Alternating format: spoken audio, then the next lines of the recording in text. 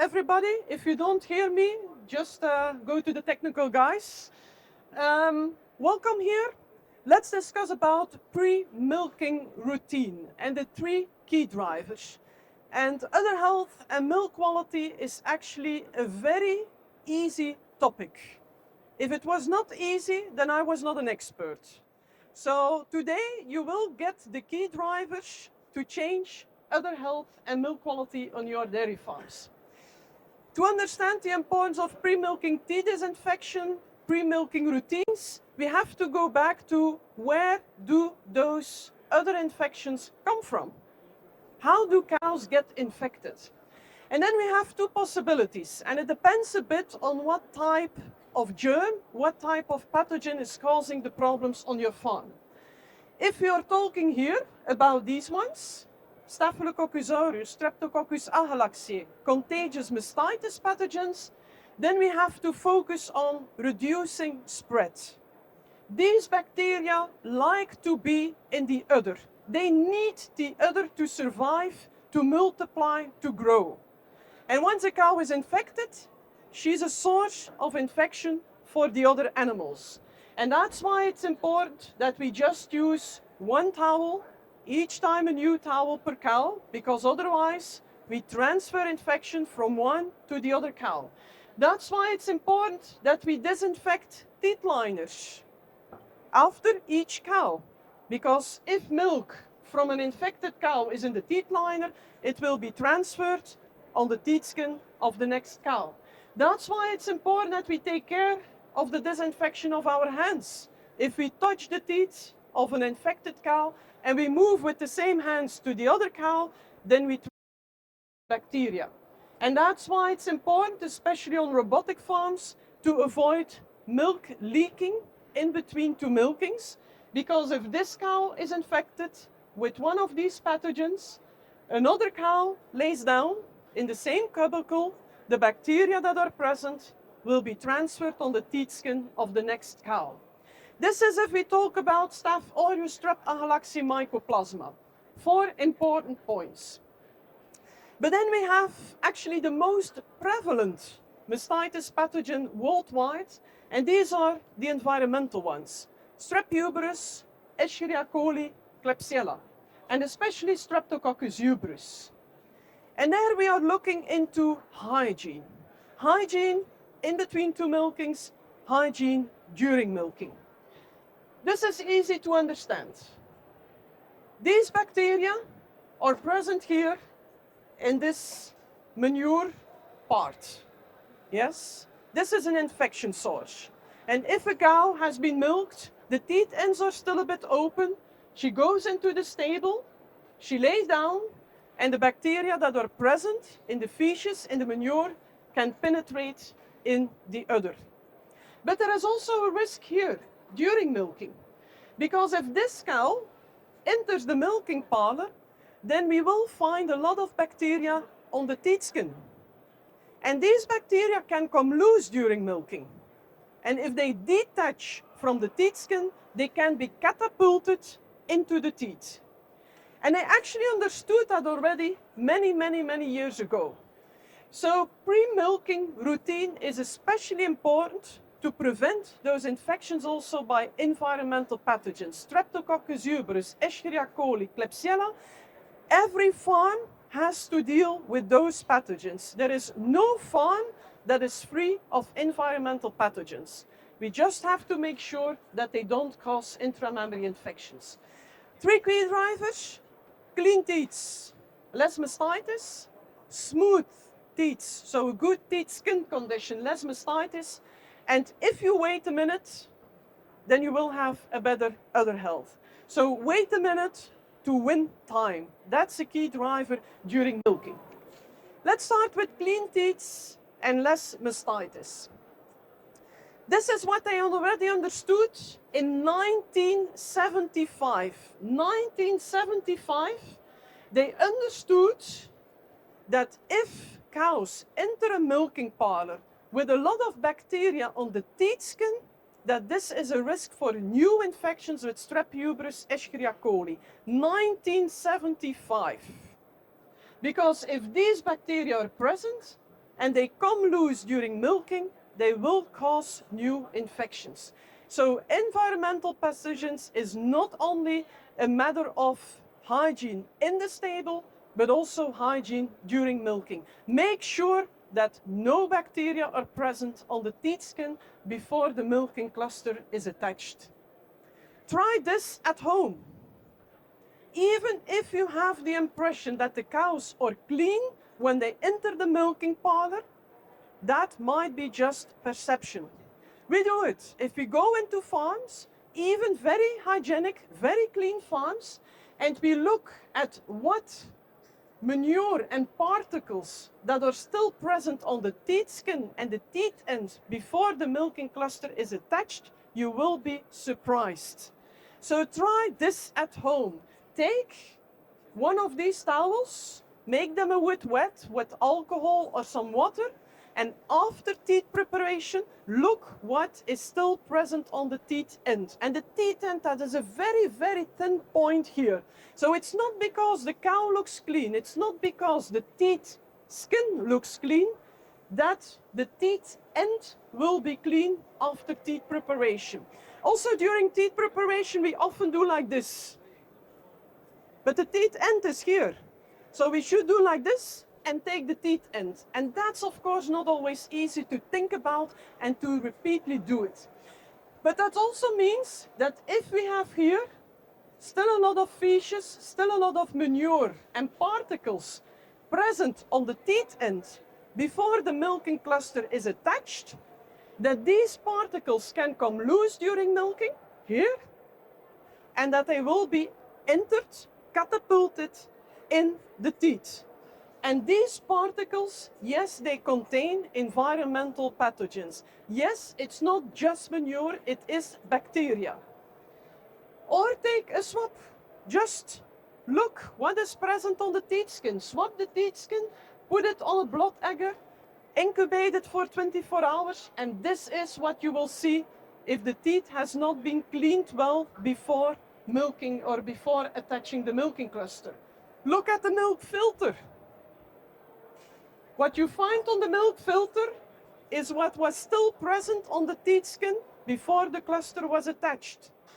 These particles, manure, straw, bacteria, come loose during milking and will be entered in the teat during milking. So this is a huge risk if you have a teat cleanness score 3 or 4. Here, this is a huge risk for new infections during milking, with Strep uberis, with Escherichia coli, with Klebsiella.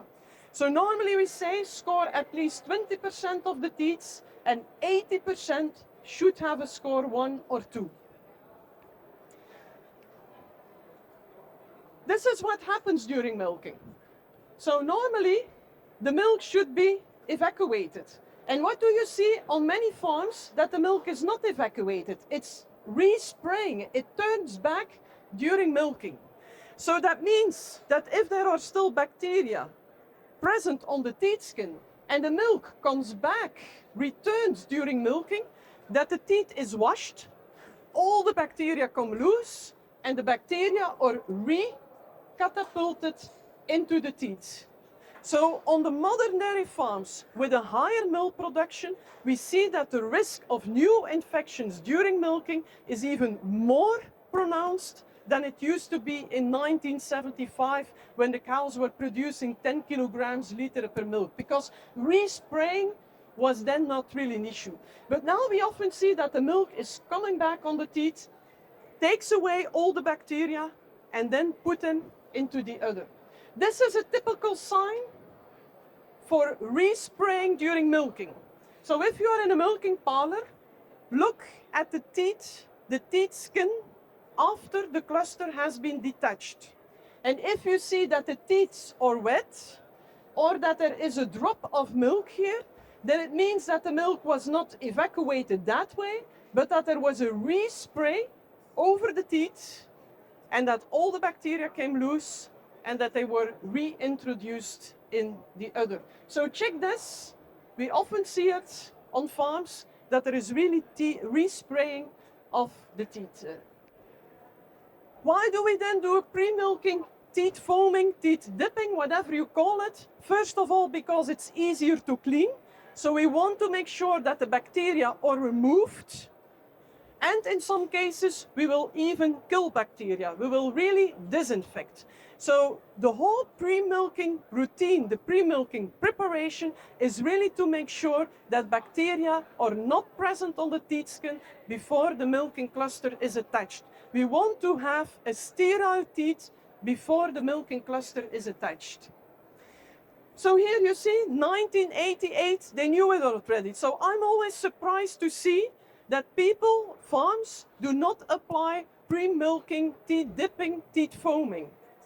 Because we knew already in 1988 that it is important to reduce new infections with Streptococcus, uberis, Escherichia, coli, and so on. So here what did they do? They exposed cows to Streptococcus uberis 3 hours before the evening milking. And then the cows entered the milking parlor, and there were cows that were not prepared, so the teat was not cleaned, the teat was not wiped, no pre-milking, teat foaming, and so on. Some teats, a towel was used plus drying, so just what happens on many farms, we take a towel and we remove manure and bacteria. And some cows, we had the pre-milking teat dipping, foaming, plus the drying. So we go and we dip, and then we go with a towel and we dry the teat. What do you see? All cows were exposed to Strep uberis, but only some of them were infected. And we see that we have more than 25% of the quarters that were not prepared were infected. And if we have a good preparation, pre-milking, teat foaming, dipping, with a dry cleaning, with a towel, we only have less than 10% of the quarters.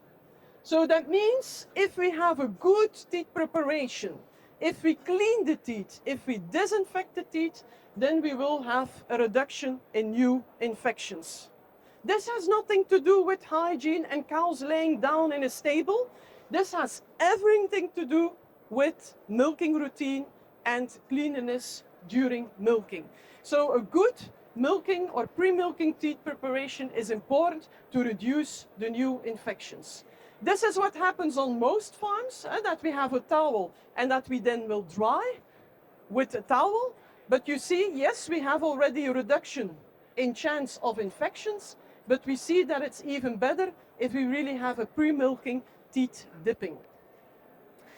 Nowadays, they started with iodine, but nowadays we do have a lot of products that are used for pre-milking teat cleaning, pre-milking teat disinfection. Now, what you see here is if they calculate, if they count the number of bacteria on the teat skin, then you easily see, yes, we always have a reduction. So no matter the product that they are used, we do have a reduction in bacteria of 25, 30, 40, even 80%, 85%. If we use those products, yes, we do see a reduction of bacteria. Less bacteria on the teat skin, before we attach the cluster, less risk of new infections. So that's the aim of a good pre-milking routine, having less bacteria present on the teat skin. Now, if we look a bit in the categories, we have different active substances, then we see that we have lactic acid, for example, which is very soft for the skin. Then we have, for example, iodine, and then we have also chlorine dioxide.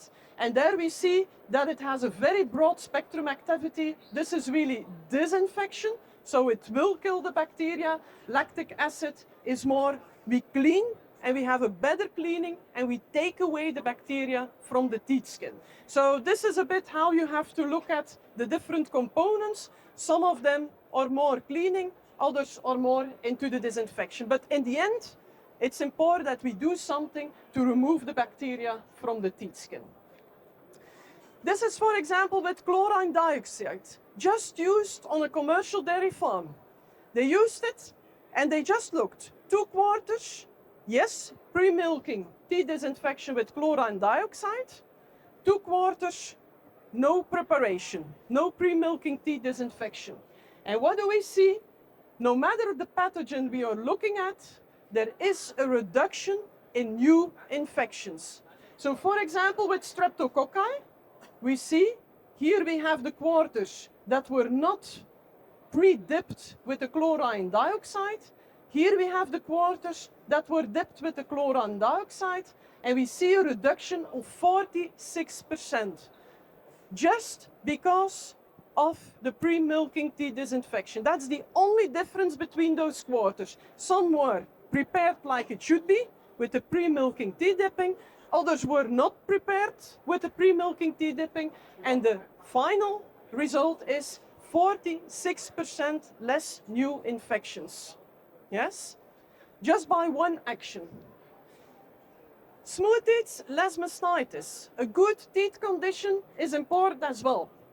So this is, for example, a farm that I visited, and they remembered, yes, I have to do something during pre-milking, teeth disinfection and so on.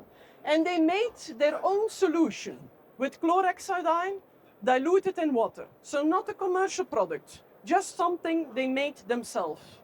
Yes, most probably it will help to clean the teeth, and maybe it will help to disinfect.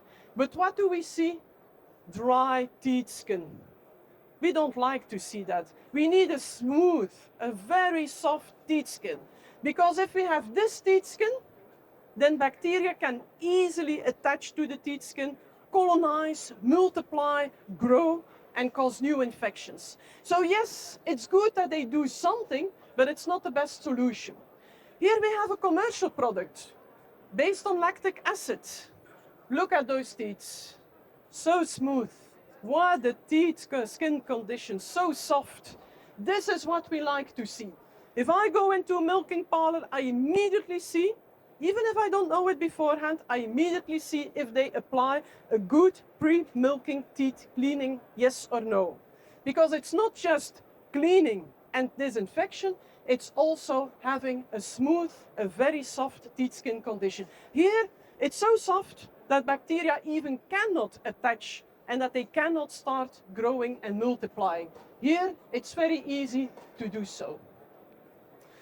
So this is a study very recently, 2024, and they looked at different teeth. They had here the A, and this is what they call normal, no teeth skin lesions, no dry teeth skin. Then we have the dry teeth skin. Then we have the ones with a lesion, and then we have the dry teeth skin together with a lesion. And I will not go in too much detail, but let's have a look here at these results. What they did was look at the chance of mastitis. What is the risk to get mastitis? And what have they seen? If we have a dry teeth skin and if we have the lesion, those animals have 5 times more chance to get mastitis. 5 times. And we also know that the drier the teeth skin, the more chance that we get lesions.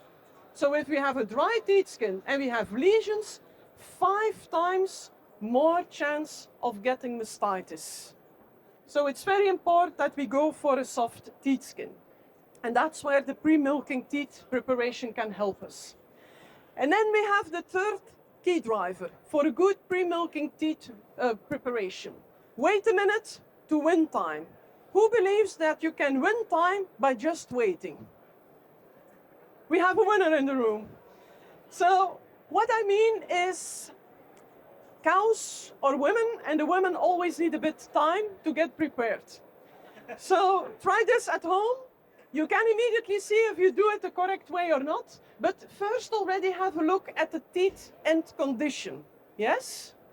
Because we do see on some farms this type of teeth ends. And you can easily score that after cluster detachment. Score 3 or score 4?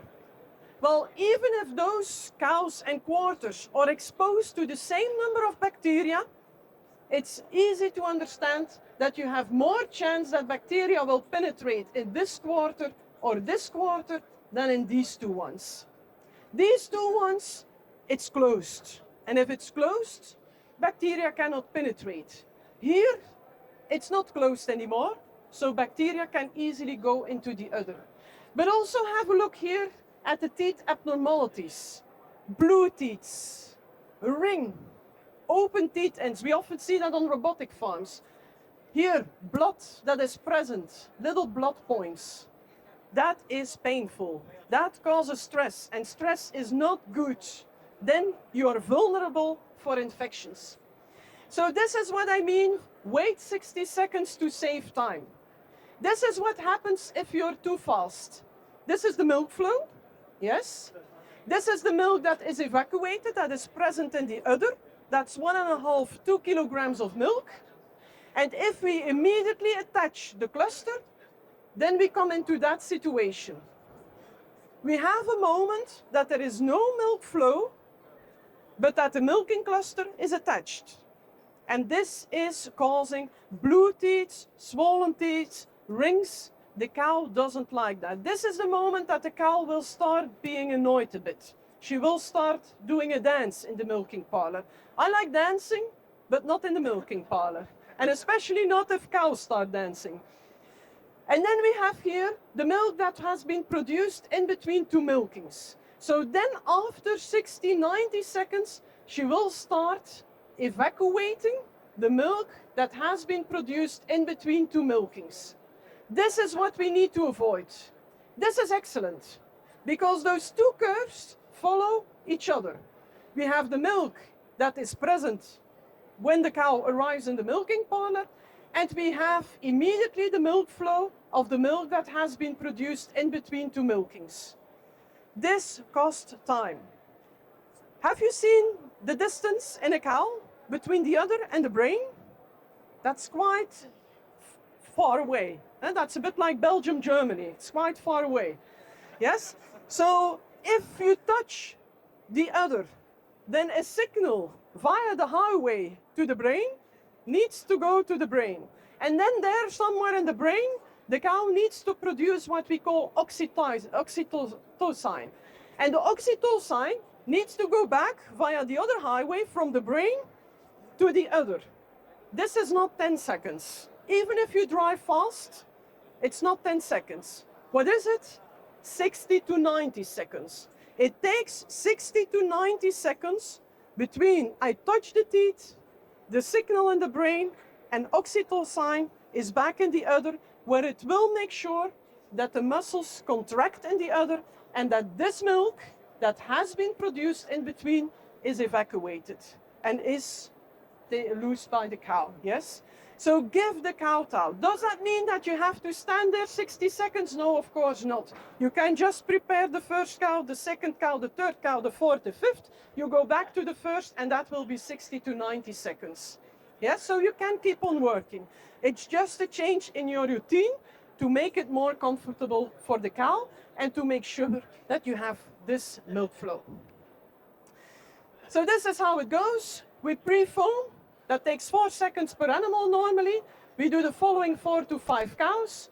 We go back to the first cow. We will do the forestripping. That takes normally 8 to 10 seconds per cow. We will clean. So 8 to 10 seconds, we clean. Next cow, forestripping, clean. Next cow, forestripping, clean. We do that for 4 or 5 cows. And then we go back here to the first cow and we attach the milking cluster, and we do that again for 4 or 5 cows. And then you will have a time of 60, max 2 minutes, 120 seconds between I touch the animal and I attach the cluster. And then you will have a continuous milk flow that is very comfortable for the cow and without causing or overburdening the teats. So 3 key drivers: clean teats. That's just a matter of doing a pre-milking teat preparation as it should be, with cleaning solutions, disinfection solutions, and take a bit time to focus on the teat end. Smooth teats, you can't do anything else than using products that are soft for the teats, and then wait a minute to win time. That's a matter of mindset shift, and that's just a matter of changing your routine. You will work faster, you won't lose time in the end, and it will be more comfortable for the cow. Thank you.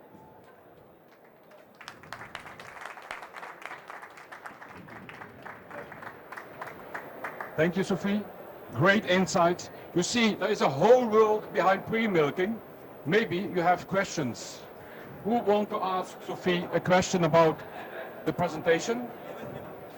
So the question is, what about the contact time?